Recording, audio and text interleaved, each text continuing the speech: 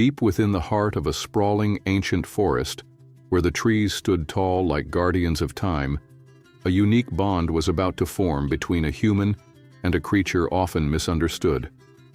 This is the story of Liam, a young wildlife photographer, and Fenrir, a wolf whose life hung in the balance. Liam had always been drawn to nature. The rustle of leaves, the call of distant birds, and the earthy aroma of the forest were his sanctuary. Armed with his camera and a backpack, he ventured into the wilderness, capturing moments that told stories of survival and beauty. One crisp autumn morning, as the golden light filtered through the canopy, Liam set out on what he thought would be another routine expedition. As he trekked deeper into the forest, he noticed signs of struggle: broken branches, tufts of fur caught on bark, and faint claw marks on the ground. Intrigued and slightly concerned, Liam followed the trail.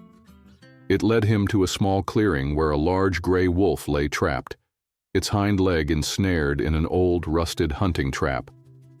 The animal's piercing amber eyes met Liam's, a mix of fear and defiance radiating from its gaze. Liam's heart ached at the sight. The wolf, though majestic, was in obvious pain. Blood matted its fur and its breathing was labored. For a moment Liam hesitated. Wolves were apex predators, and approaching one, even in its weakened state, was fraught with danger. But the desperation in the creature's eyes overrode his fear. Moving slowly, Liam crouched a safe distance away and spoke in soothing tones. "Easy there, big guy. I'm not here to hurt you."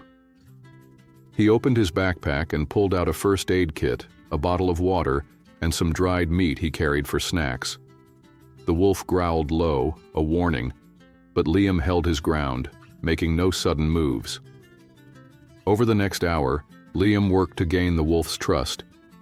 He tossed pieces of meat closer and closer to the animal, speaking softly all the while.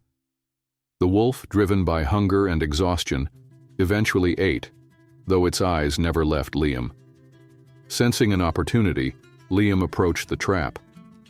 The mechanism was old but sturdy, its jagged edges cruelly biting into the wolf's leg. "This is going to hurt a little," Liam murmured, more to himself than the wolf. Using a sturdy branch as leverage, he pried the trap open. The wolf yelped and snapped its jaws in pain, but it didn't attack. Once the leg was free, Liam quickly bandaged the wound, using strips of his shirt for additional support. He poured water into a shallow bowl and slid it toward the wolf, who lapped it up gratefully. Liam knew the wolf wouldn't survive without further care. The injury was severe, and infection was a real threat.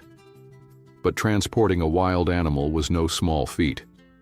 He fashioned a makeshift sled from fallen branches and his tarp, creating a platform sturdy enough to hold the wolf. With considerable effort, he coaxed the animal onto the sled and began the arduous journey back to his cabin. The trek was grueling. The uneven forest floor made every step a challenge, and the weight of the wolf tested Liam's endurance. But he pushed on, driven by a sense of responsibility. By the time he reached his cabin, the sun had dipped below the horizon, and the air had turned frigid. Over the following weeks, Liam dedicated himself to the wolf's recovery. He named it Fenrir, after the mythical wolf of Norse legend. Fenrir was wary at first, growling whenever Liam approached. But patience and kindness gradually eroded the animal's defenses. Liam cleaned and dressed the wound daily, fed Fenrir fresh meat, and provided a warm, safe space for him to rest. As Fenrir regained strength, his wild instincts began to resurface. Liam knew their time together was temporary. The forest was Fenrir's true home. But a bond had formed between them, one built on mutual trust and respect. Liam often found Fenrir watching him with an almost contemplative expression, as if the wolf understood the depth of Liam's care.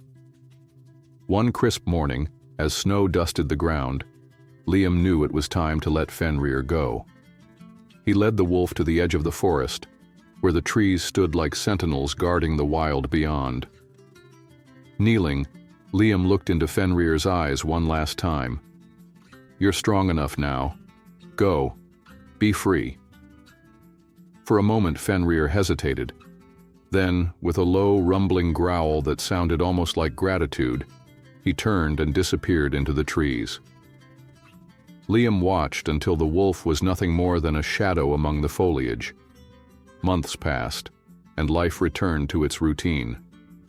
But Liam often thought of Fenrir, wondering if the wolf had fully healed, if he had found his pack, if he remembered the human who had saved him.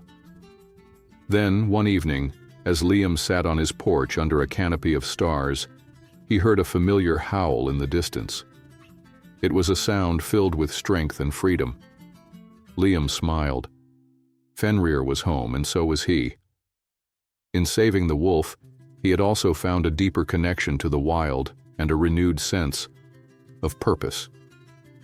Their paths might never cross again, but their story was etched in the fabric of the forest forever, a testament to the bond between man and nature.